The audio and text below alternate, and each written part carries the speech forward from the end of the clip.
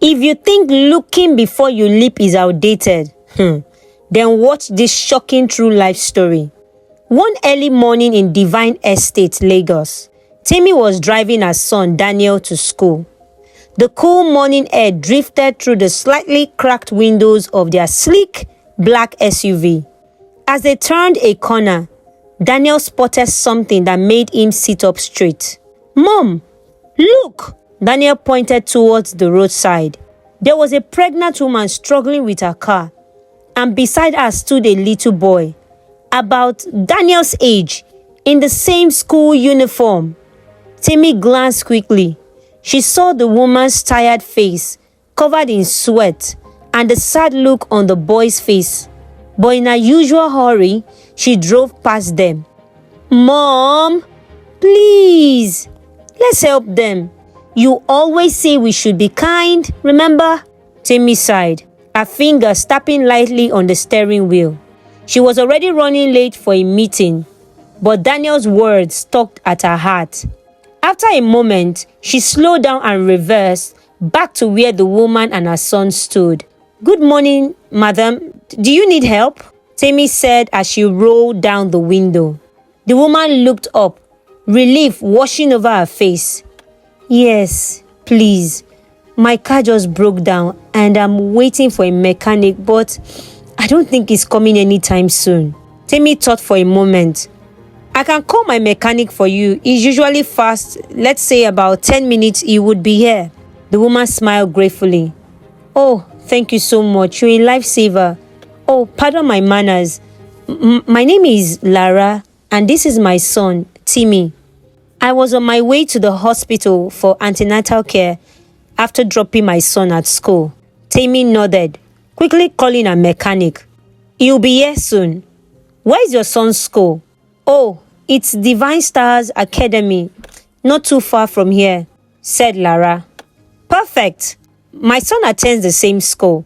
Why don't we take the boys to school while the mechanic handles this? Is that okay?" Lara hesitated but then agreed. The boys climbed into the back seat, and as they drove off, they quickly struck up a conversation. "What's your name?" Daniel asked. "Temi," the boy replied softly, still looking a bit sad but warming up to Daniel.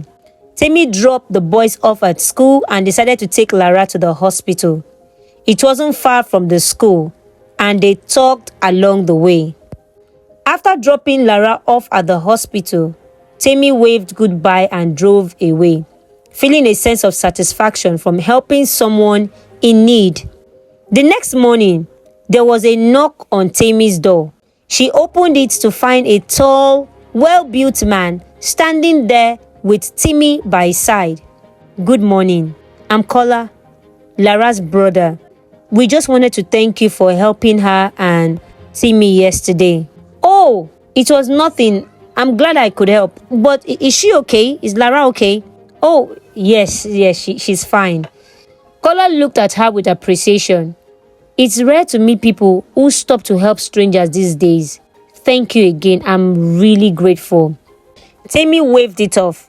"Just doing what I could. I'm happy Lara and Temi are okay." Weeks went by, and Temi and Kola found themselves bumping into each other more often. Once at the gym, when Temi was trying to squeeze in a quick workout. Another time at the supermarket, where Kola waved while grabbing groceries. And even during school drop-offs. It was at the gym, after a chance encounter, that they finally struck up a conversation. "I didn't know you work out here too," Temi said, wiping the sweat from her forehead. "Yeah, keeps me sane after all the long hours at work." "You can say that again," Temi smiled. "What do you do exactly?" Temi asked. "I run a small digital agency, mainly focused on social media strategies, helping businesses grow their online presence." Temi's eyebrows shot up. "That's impressive. I've been looking for someone who understands that space better. My business could use some fresh ideas." "Oh," Kola said. "Tell me more." They spent the next 20 minutes discussing strategies, and by the end, Temi was hooked. She couldn't help but be drawn in by how brilliant and insightful Kola was when it came to marketing. "You know," Temi said as she stood to leave, "I think you might be exactly what I've been looking for. Why don't you come by the office in 2 days? I would love for you to meet my team." "Okay, that would be good. I would love that." Temi handed him a complimentary card. They spoke for a little while before parting ways. Kola's performance at the meeting was flawless. He presented his ideas with such clarity and insight that the entire team was speechless. Temi looked around, seeing her colleagues nod in agreement. By the end of that meeting, there was no doubt. "Well, congratulations, Kola. You've got the job. Welcome aboard." From that day forward, Kola quickly became an essential part of the team. The company's publicity skyrocketed, and everyone admired his skill. But Kola wasn't just good at work. He became a frequent visitor to Temi's house. He would help Daniel with his homework when Temi was running late from work. Or sometimes he stayed a little longer to play an action role play with the boys. One evening, Temi found herself opening up to Kola about her late husband, James. He still hurts. It was everything. Kola's eyes filled with tears. "I'm so sorry, Temi. James must have been a great man." A week later, Kola showed up with a gift wrapped carefully in brown paper. "I wanted to do something to honor him," he said quietly. Temi opened the package and gasped. Inside was a beautiful, lifelike painting of James. She felt her breath catch. How did you do this?" "I found an artist and I saw his picture at work, so I thought I should surprise you with this, and I thought it would bring you some comfort." Temi felt tears forming, but before she could speak, Kola gently asked, "Would you mind if I prayed for you?" His prayers were always soft and thoughtful. They seemed to ease the weight she carried, if only for a moment. And then, on Temi's birthday, Kola organized a surprise. Friends and family gathered at the house, with Daniel clinging to Kola's side as they brought out the cake. "I couldn't have done it without him," one of her friends whispered to Temi. "Kola is something special. You're lucky to have him." Temi smiled, but inside, she felt something shifting, something deeper, something she wasn't sure she was ready for. One Saturday afternoon, Kola knocked at Temi's door, a warm smile on his face.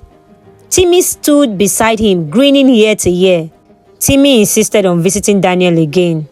Kola said with an apologetic shrug, "I hope it's all right." Before Temi could answer, Daniel rushed to the door. "Kola!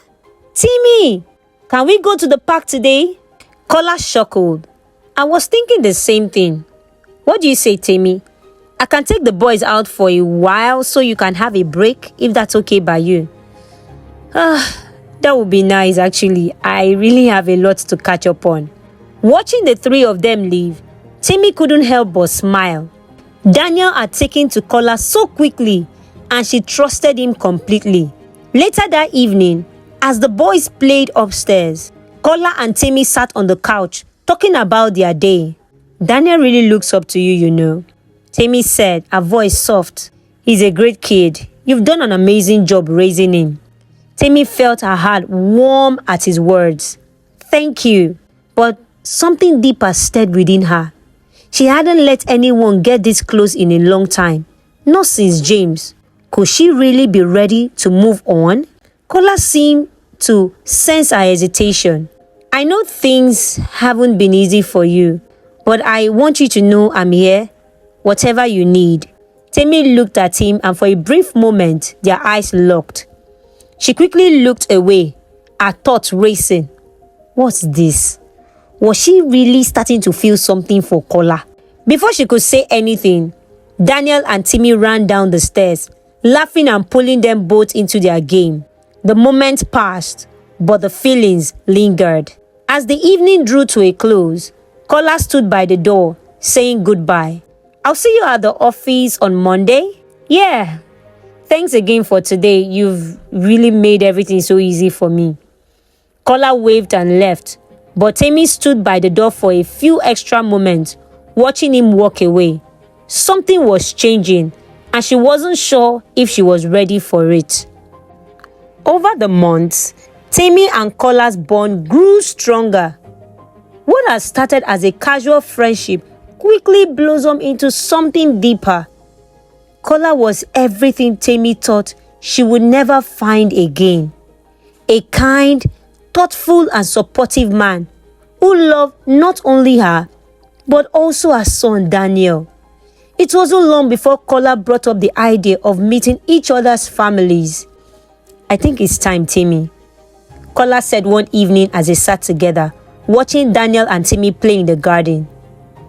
"I want you to meet my parents, and I'd love to meet yours." Temi smiled, her heart swelling with emotion. "I like that. I think they will love you."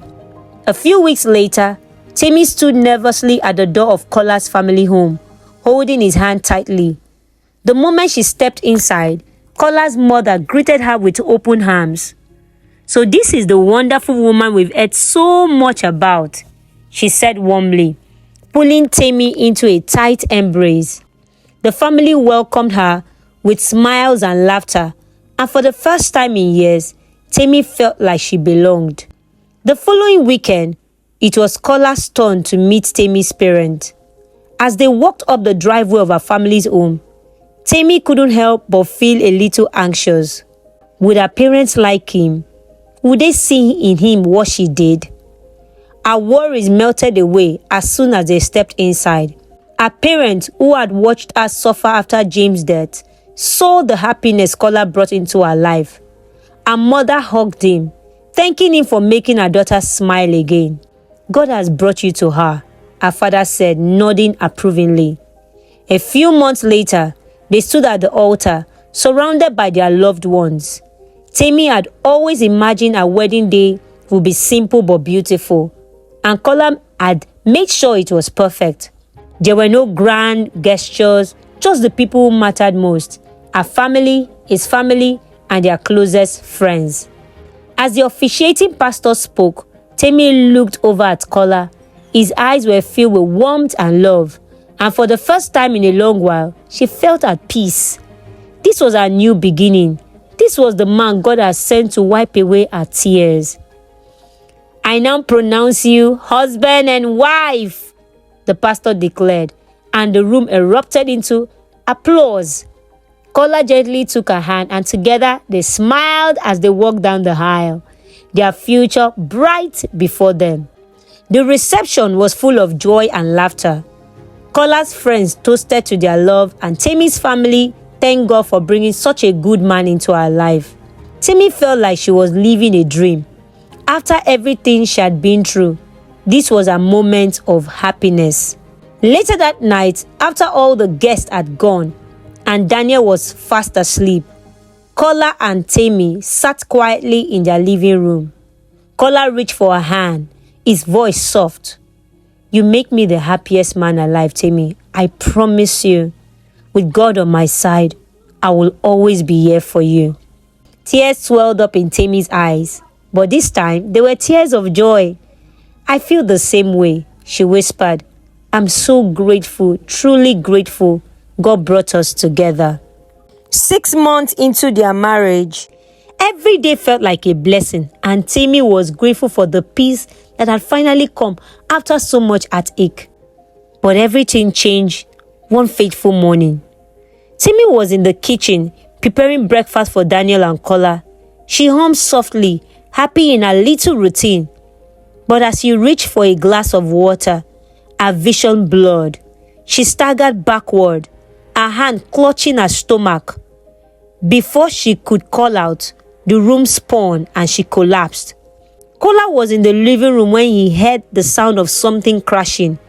He rushed to the kitchen and found her on the floor, unconscious. "Temi! Temi!" His voice cracked as he shook her gently, but she didn't respond. Panic surged through him as he scooped her into his arms and rushed to the hospital. At FFT Specialist Hospital, The doctors ran several tests. Hours passed, and Kola paced the waiting room, his heart racing. Finally, the doctor emerged, holding a clipboard. "Mr. Kola, your wife has a severe stomach infection. It's aggressive, but we've started her on a strong antibiotics. She'll need to stay here for observation." Kola nodded, swallowing hard. Will she be okay?" "We are doing everything we can, but it's important she gets plenty of rest." For the next few days, Temi remained in the hospital, too weak to move or speak. Kola stayed by her side as much as he could, but there was work to be done. The company had a major event coming up, a musical award ceremony they had been planning for months. Without Temi, everything felt different. She had been the heart of the operation, and now that heart was missing. Kola was torn. He wanted to be with his wife, but the business needed him. He had no choice but to step up. At the office, the mood was sober. Everyone could see the sadness in Kola's eyes. He tried to stay strong, but the weight of Temi's absence hung heavy on his shoulders. He attended meetings, made decisions, and oversaw the event planning. But his mind was always elsewhere, back in the hospital by Temi's side. One evening, as the team gathered to finalize details for the ceremony, Kola sat quietly at the head of the table, staring at the papers in front of him. A colleague, noticing his silence, placed a hand on his shoulder. Sir, are you okay?" Kola looked up, his eyes red. "I'm fine. It's just hard without her." The team exchanged worried glances. They knew how much Kola loved Temi. They had never seen him like this before, so vulnerable, so broken. "Well, sir, we'll make sure everything goes smoothly. We'll make her proud," one of the event planners reassured him. Kola nodded, forcing a smile, but inside, he felt hollow. The award ceremony was just days away, and while the show had to go on, nothing felt the same without Temi. The award ceremony turned out to be a massive success. The entire team brought their best effort, and the event led to more recommendations and new clients for the company. Kola was praised for keeping things together while Temi was in the hospital. One afternoon, Dupe was preparing to visit Temi at the hospital. She packed food, as usual, when Daniel appeared in the doorway. "Auntie Dupe, wait!" Daniel ran over, holding Kola's small bottle of oil. "Take this, Auntie Dupe. You need to add it to Mommy's food, just like Daddy does." Dupe hesitated, looking at the bottle in Daniel's tiny hands. "Daniel, I'm not sure. Please, Auntie, Daddy always adds it. Mommy needs it to get better." His eyes pleaded, and Dupe couldn't bring herself to say no. She sighed and placed the bottle in her bag. "Okay, I'll do it," she promised. A few days later, Madam Aduke, better known as Mama London, arrived at the hospital to visit her daughter. She took one look at Temi's frail body and immediately requested Kola join her outside the room for a private conversation. "Kola, my son, please listen. I know you're doing everything possible to make my daughter stay alive. But right now, we need to move Temi to a different hospital. She's been here for too long. I don't see any improvement." Kola, looking exhausted, shook his head. "Mama, the doctor says she's improving. He reassured me. I know this doctor is really good at his job. He said she will recover in a few days, that there is no need for us to panic." "But I'm panicking. That's my only child lying there in the hospital." "See, Kola, I know you're doing your best, but listen. We're going to move Temi out of this hospital and take her to another specialist hospital, at least for a few days. Let's have another doctor re-examine her, okay? And if we don't see any progress, we can move her to any other branch of the FFT specialist hospital, if that's okay by you." Kola hesitated, then nodded reluctantly. "All right, Mama, but if she doesn't improve in a few days, I'm moving her to another branch of this hospital, even if you're not comfortable with it. When they returned to the room, the doctor reassured them again that Temi was going to get better, but there was still an uneasiness in the air. Temi was moved to a new hospital. Days passed, and Kola kept up his routine, visiting her as usual, checking in on the business and spending time with Daniel. But one afternoon, during visiting hours, an old man arrived at the hospital. He looked frail, dressed in a worn-out jacket, leaning heavily on a cane as he made his way to Temi's room. When he stepped inside, he glanced around quickly, making sure no one was watching. He told the receptionist that he was Temi's uncle. From his pocket, he pulled out a small syringe, eyes scanning the room once more. He moved towards Temi's IV drip, slowly raising the needle. Just as the needle was about to pierce the line, the door swung open. 2 doctors rushed in, but these were no ordinary doctors. Underneath their white coats, they wore bulletproof vests. They tackled the old man to the ground, knocking the syringe out of his hand. "Police, you are under arrest!" one of the officers yelled, slapping handcuffs on the man. At the station, the man sat in silence. Sweat trickled down his face as the officers interrogated him. His stubborn silence only made them more determined to get answers. As they questioned him, his fake beard began to peel off, revealing something unexpected. He wasn't an old man at all. He was young. His makeup cracked as he rubbed his face due to the intensity of the heat in the interrogation room, showing more of his true identity. "We already know that you are not our uncle. We checked. Who are you? Why are you trying to destroy an innocent woman's life in the hospital?" The man gritted his teeth, refusing to speak. He clenched his fist, his knuckles white with tension. The officers threatened to go further if he didn't speak. One officer picked up a metal object and chopped off one of his fingers. He screamed in pain. "Please, I will confess. Please, speak up. Who sent you?" "Okay, I will talk. Okay, hey. The officer picked up the sharp object again. As he was about to cut off the second finger, the man shouted, "Check my pocket! Check my pocket! Hey, officer, please, check my pocket!" The officer reached into the man's jacket and pulled out a folded photograph. He stared at it for a long time, his face going pale.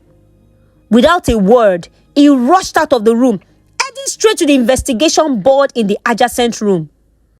The board was clustered with photos, names, and newspaper clippings connected with string, forming a tangled web of clues. One of the pinned photos matched the image in his hand. "It's him. That's the man we've been looking for months," the officer shouted to his colleagues, pointing to the picture of a man linked to the death of 3 influential women across different states. He had evaded capture for months by using various disguises. But now, they had their man, Kola. The officers knew they had to be careful. Kola was dangerous. Yes, he was really dangerous. And if they tipped him off too soon, he would disappear. They quickly came up with a plan. The next morning, the school proprietress received a call from the police. They instructed her to contact Kola and tell him Daniel was sick. Kola quickly arrived at the school, visibly concerned. But as he entered the building, several officers in plain clothes were waiting. Before he could react, they grabbed him. "You are under arrest," one officer said coldly as he cuffed his hands behind his back. Kola's calm demeanor finally cracked. He struggled against the officers, his eyes wild, but it was too late. Please, if you're enjoying this story, please take a moment to just click the like button, that thumbs up there. Yes, just click it and click the subscribe button. Do you know it is free of charge? Okay, because when you do this, it will help YouTube push this video to as many people as possible. Thank you, besties. Let's get back to the story. Kola sat in the interrogation room, his hands shackled to the table. His face was calm, even smug, as the officers questioned him about the attempted murder of his wife, Temi. He denied everything. "I love Temi," he said, his voice cold. "I'll never hurt her." But the officers weren't buying it. They knew they had something bigger on their hands, especially after Dupe came forward with a startling revelation. Temi's mom, Madam Aduke, and Dupe arrived at the station, their faces a mix of fear and anger. "Miss Dupe, right?" one of the officers said to her. "I want you to please repeat what you said to us, right in front of Mr. Kola, because he is denying all the allegations. Don't be scared. He cannot do you anything. You have our backing. So, young lady, go ahead." Thank you, officer. She took a deep breath before continuing. "Daniel, Madam Temi's son, gave me a special anointing oil to put in his mother's food when I was going to the hospital to deliver her food. He told me that Mr. Kola here used to put it every time he took food to her in the hospital. But I knew something was wrong." The officers listened closely as Dupe explained how her uncle, a traditional herbalist, had once shown her a familiar substance. It wasn't an anointing oil at all. It was a deadly concoction designed to kill slowly and leave no trace. When I realized what it was, I couldn't just stand by. I told Madam Aduke, and that's how the police got involved. That's why we moved her to another hospital." Dupe finished, her voice thick with emotion. Madam Aduke nodded. "I knew something was off about that hospital," she said, her eyes narrowing. "Kola kept reassuring me, but I felt in my bones that Temi was in danger." The police officer exchanged glances. One of them, the lead investigator, leaned forward. "We did some digging," he said, pulling out a file. "The women who died in Kola's hands, they were all taken to different branches of FFT Specialist Hospital. It's not a real hospital. It's a front for criminal activities." Kola shifted uncomfortably in his seat, but still remained silent. The officer continued, laying out the evidences. "Your pattern is clear, Kola. You're a psychopath. You target wealthy women. You take them to this fake hospital. You poison them over time. And just like Temi, you wait for them to die so that you can take up their wealth. But this time, you slipped up." Kola's calm demeanor started to crack, sweat glistening on his forehead, but he still refused to speak. The room grew tense, with Madam Aduke glaring at him, her fist clenched. Finally, Kola broke his silence. He sighed heavily, his voice low and filled with resignation. "Fine, I'll tell you everything." The officers leaned in, eager to hear the truth. Kola confessed that he had been targeting lonely rich widows for years, collecting their wealth through deception and murder. He had an informant who told him about Temi's successful event business. They had watched her for over a year, studying her every move, waiting for the right moment to strike. The pregnant woman Temi met, the little boy Temi, they were all part of the plan. We made it look like fate brought us together, but it was all staged. The money I made was used to move me from one estate to another where these lonely widows live. As he spoke, Madam Aduke gasped, almost collapsing from the shock. She had suspected Kola, but hearing it confirmed was too much for her to bear. I knew something was wrong with him, but I had to tread carefully. Temi was already too deep in love. Kola went on explaining how he used the fake FFT hospital to slowly kill his victims, all while ensuring their wealth was transferred to him. It was a carefully crafted scheme, one that had taken years to perfect. But this time, he had been caught. The trial was swift, and Kola was sentenced to death by firing squad. His crimes took the social media world by storm, leaving behind a trail of grief and devastation. On the day of his execution, the sun was unusually bright, casting long shadows across the courtyard. Kola wasn't the only one arrested. Even the doctors at the FFT Specialist Hospital were captured. Kola stood before the firing squad, his face expressionless. There was no tears, no apologies, only silence. As the shots rang out, an eerie calm settled over the scene. It was over. Justice had been served, but the scars Kola left behind will remain. Temi slowly recovered in the hospital, her body healing, but her spirit bruised by the betrayal of the man she once thought was her blessing. She had trusted Kola, believed in his love, only to find herself at the mercy of his greed.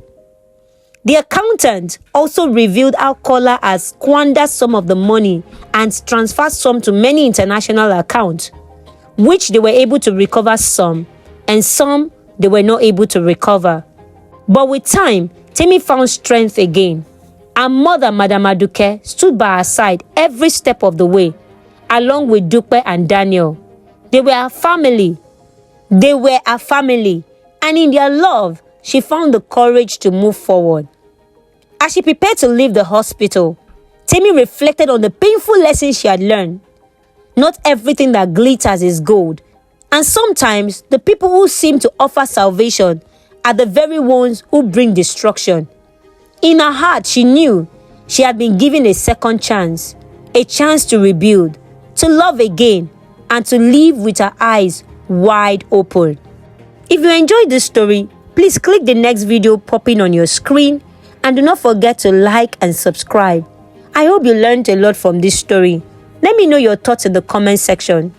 Do you think Kola should not have been sentenced to a firing squad, or he should have been left alone to just rot in jail with hard labor?